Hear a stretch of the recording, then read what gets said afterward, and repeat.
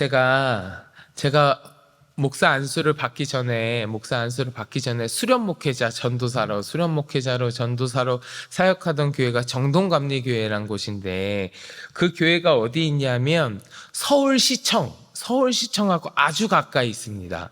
교회 정문을 나와가지고요, 교회 정문에 나오면 바로 덕수궁 돌담길이거든요. 그 덕수궁 돌담길을 따라서 한 2분만 걸으면 바로 서울시청이에요.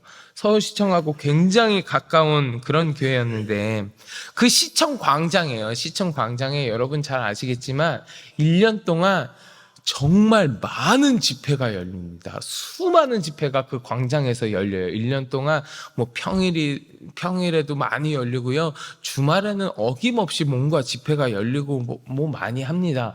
찬양 콘서트 같은 거, 청소년들을 위해 찬양 콘서트 같은 게 열릴 때도 있고요. 아니면 무슨 단체들 집회할 때도 있고요. 정말 많은 집회들이 거기서 열리는데, 그 중에 하나, 많이 열리는 집회 중에 하나, 거의 매년 열렸던 집회 중에 하나가 뭐냐 하면 퀴어 축제예요. 동성애자들 축제하는 거. 그게 그 서울 광장에서 1년에 한 번씩 꼭 열렸었어요. 제가 사역하고 있는 교회가 그 바로 앞이기도 하고, 도대체 그 안에서 어떤 일이 벌어지고 있는지 직접 봐야지 그 실상을 좀 더 정확하게 알 수 있을 것 같아서 퀴어 축제가 열릴 때에 거기에 한번 들어가 봤습니다. 거기 광장이요, 야외잖아요. 광장 야외로 이렇게 뻥 뚫려 있는 것 같은데, 퀴어 축제가 열릴 때는 다른 사람들하고 아니면 그것을 반대하는 사람들하고 이렇게 부딪히고 마찰이 있을 수 있어서, 광장에서 퀴어 축제를 하면 경찰들이 거기를 삥 둘러싸요. 그래서 겉에서 봐서는 안에서 뭘 하고 있는지 보이지가 않고요. 그 지하 통로 같은 데를 통해서 들어갈 수 있는 입구를 딱 한 군데 만들어 놓습니다. 그거 할 때. 그래서 글로 들어가야만 그 안에서 뭘 하고 있는지 볼 수 있거든요.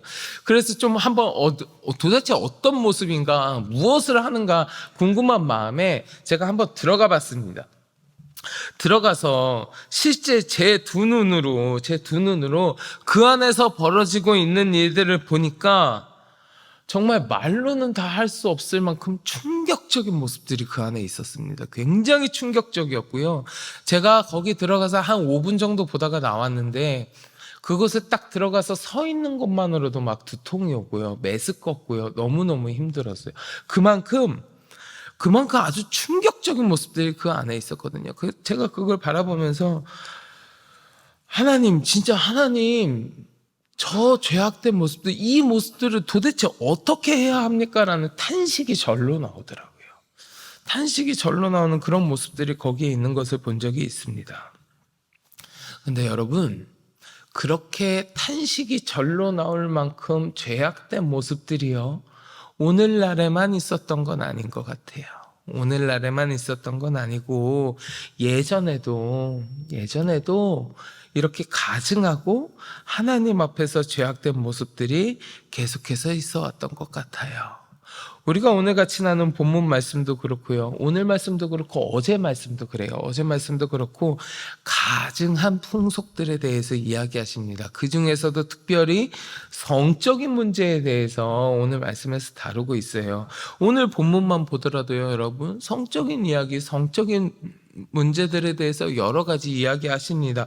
여인이 월경하는 동안 그의 하체를 범하지 말라. 또 이웃의 아내와 동침하는 거, 이거 간통하지 말라는 거잖아요. 간통하지 말라. 남자와 남자끼리 동침하는 거, 동성애 그거 하지 말아라. 짐승과 교합하는 그런 것 하지 말아라. 성적인 문제와 관련해서 아주 가증한 풍속들, 그거 하지 말라고 오늘 본문이 이야기하고 있거든요. 오늘 본문만 보더라도 도대체 인간의 쾌락은 어디까지인가 싶습니다. 인간의 쾌락은 도대체 어디까지인가? 사람의 욕망은요, 정말 끝도 없어요. 쾌락을 추구하는 그 욕망도요, 진짜 끝도 없어요. 가만히 놔두면 지금 악하다고 이야기하는 것은 비교도 되지 않을 만큼 훨씬 더 악한 모습으로 점점 발전해 나갈지도 모릅니다. 사람의 욕망은 진짜 끝이 없거든요. 그리고요, 이러한 악한 욕망과 쾌락들의 특징 중에 하나가 뭐냐면, 그 특징 중에 하나가 자신의 잘못을 인정하지 않고요, 오히려 자신이 정당하다고 자신을 합법화하고 그런 이야기들을 해요. 자신이 정당하다고 이야기해요. 근데 사실은 하나도 정당하지 않잖아요. 뭐가 정당해요? 하나도 안 정당해요. 그들은 하나님께서 정하신 하나님의 질서와 법도를 깨트리고 있다고요. 하나님의 창조 원리인 생명과 질서와 조화들을 완전히 깨트리고 그냥 그저 쾌락만을 추구하고 있다고요. 우리가요, 아까도 같이 기도했지만 우리가 여러분 많이 기도하실 때 하나님 동성애를 찬동하는 악법을 막아주십시오. 우리 많이 기도하지요. 많이 기도하지요. 참 많이 기도하는데 이 동성애자들이 많이 이야기하는 것 중에 하나가 무엇인 줄 아세요? 자기들이 선천적으로 그렇게 됐다고 이야기하는 사람 굉장히 많아요. 내가 동성애를 하고 싶어서 하는 게 아니라 나 이렇게 태어났다라는 거예요. 내가 선천적으로 그렇게 태어났다고. 그래서 내가 그렇게 태어났는데 나보고 어떡하라는 거냐. 이런 소리 하는 사람들 굉장히 많습니다. 그러나 여러분, 아니에요. 하나님은 선천적으로 그렇게 창조하신 적이 없습니다. 하나님은 그렇게 창조하지 않으셨어요. 여러분, 오늘 본문 24절 보실래요? 24절 말씀 같이 한번 봉독해 보겠습니다. 너희는 이 모든 일로 스스로 더럽히지 말라. 내가 너희 앞에서 쫓아내는 족속들이 이 모든 일로 말미암아 더러워졌고. 아멘. 너희는 이 모든 일로 스스로 더럽히지 말라. 선천적으로요. 태어날 때부터 그랬다고요? 하나님이 그렇게 만드셨다고요? 천만의 말씀이요. 하나님은 절대로 우리 인간을 그런 식으로 창조하지 않으셨습니다. 우리가 스스로 더럽힌 거예요. 오늘 말씀에서 분명히 이야기하잖아요. 내가 그렇게 만들었다가 아니에요. 너희가 스스로 더럽혔다 그러시잖아요. 스스로 더럽히면서 하나님의 창조 질서와 법도를 파괴한 거지 선천적으로 그렇게 태어나지 않았어요. 우리가 선천적으로 동성애자로 태어났다면, 우리가 선천적으로 무슨 간통하는 사람으로, 선천적으로 짐승과 관계하는 사람으로 그렇게 태어났으면 하나님께서 뭐하러 그렇게 하지 말라고 말씀하셨겠어요? 그렇게 만드셨는데. 하나님이 그렇게 만드셔놓고서는 그렇게 하지 말라 이렇게 말씀하시겠어요? 하나님이 그렇게 창조하지 않으셨는데 창조 질서에 위배되는 쾌락에 사로잡혀 있는 모습을 보이니까 그리하지 말라고 말씀하시지 않으시겠어요? 그러면 하나님께서 주님의 질서와 법도를 어기는 자들에게 어떤 모습을 보이라고 하셨나? 너희는 그렇게 살지 말고 너희는 이렇게 해야 된다 말씀하셨거든요. 어떻게 해야 되느냐? 오늘 본문 26절입니다. 26절 같이 봉독하겠습니다. 그러므로 너희 곧 너희의 동족이나 혹은 너희 중에 거류하는 거류민이나 내 규례와 내 법도를 지키고 이런 가증한 일에 하나라도 행하지 말라. 아멘. 또 30절 말씀도 우리 같이 봉독해 볼까요? 30절입니다. 그러므로 너희는 내 명령을 지키고 너희가 들어가기 전에 행하던 가증한 풍속을 하나라도 따름으로 나는 너희의 하나님 여호와이니라. 아멘. 하나님은 분명히 말씀하셨습니다. 너희는 어떠한 가증한 일도 하지 말고 가증한 풍속을 하나라도 따름으로 스스로를 더럽히지 말아라. 그러지 말고 너희는 여호와 하나님의 규례와 법도를 지켜라. 하나님 분명히 말씀하셨어요. 하나님의 규례와 법도를 지키는 거룩한 삶을 살라는 거예요. 세상에서 보여주는 그 가증한 풍속을 따르지 말고 하나님의 성품을 닮은, 그 거룩하신 주의 성품을 닮은 주의 백성이 되라는 겁니다. 그것이 하나님께서 주의 백성들에게 바라고 원하시는 모습이라는 거예요. 하나님께서는 우리에게요, 세상과는 구별되어 있는 거룩한 주의 백성의 모습으로 살아가라고 말씀하셨어요. 그리고 이 하나님의 말씀은요, 우리가 오늘 같이 봉독한 이 레위기 안에만 머무는 말씀이 아닙니다. 지금 이 시대를, 이 순간을, 이 자리에 앉아 계시는 우리 모든 성도 여러분들, 우리에게도 여전히 해당되는 말씀이에요. 지금 우리에게도 하나님은 여전히 말씀하고 계십니다. 세상의 가증한 풍속을 따르지 말고 하나님의 거룩하신 성품을 닮아 세상과는 구별되어져 있는 거룩한 백성이 되어라. 하나님은 지금 이 순간에도 말씀하고 계시다고요. 자, 그러면 본문으로 다시 돌아가세요. 본문으로 다시 돌아가서 이때 당시의 백성들은 그러면 왜 그 땅에 살던 사람들과 같이 역겨운 죄를 지었을까? 왜 하나님의 자녀들이 가증한 세상의 문화를 받아들였을까요? 왜 주님의 백성이라고 불리던 자들이 그토록 쉽게 세상의 환락을 배우게 되는 것일까? 그 정확한 이유는, 그 해답은 잘 모르겠습니다. 잘 모르겠어요. 하지만 이 말씀을 묵상하면서 이런 생각이 들었습니다. 우리가 너무나 쉽게 가증한 풍속에 물들 수 있으니까 하나님께서 이렇게 말씀하시는 것 아닐까? 어떻게 보면 세상과 구별되어서 거룩하게 살아간다고 하는 것이 그만큼 어렵다는 반증은 아닐까? 내가 교회 다닌다고 해서 그리스도인으로서 잘 살고 있는 것처럼 착각하고 방심하지 말라는 하나님의 경고는 아닐까? 오히려 이 시대는 각종 매체를 통하여서 무슨 핸드폰, 인터넷 이런 것들을 통해 갖고 음란물이나 아니면 각종 악한 것들을 더 쉽게 접할 수 있는 그런 세대인데, 그런 상황 가운데 살아가고 있는 우리를 향하신 하나님의 경고의 말씀은 아닐까? 나는 지금 정말 하나님이 말씀하시는 대로 세상과는 구별된 거룩한 삶을 살고 있는가?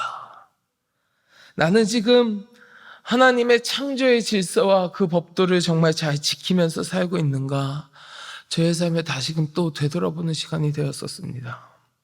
주님은요, 거룩한 삶이 아니라 죄악의 삶을 사는 자들에게 분명하게 경고하셨어요. 오늘 본문 25절 보실래요? 25절 말씀 같이 봉독합니다. 그 땅도 더러워졌으므로 내가 그 악으로 말미암아 벌하고 그 땅도 스스로 그 주민을 토하여 내느니라. 또 28절과 29절도 함께 봉독하겠습니다. 너희도 더럽히면 그 땅이 너희가 있기 전 주민을 토함같이 너희를 토할까 하노라. 이 가증한 모든 일을 행하는 자는 그 백성 중에서 끊어지리라. 아멘. 너희가 세상 가증한 풍속을 따르면서 더러워진, 죄악 가운데 더러워진 삶을 살면 너희를 토해내리라.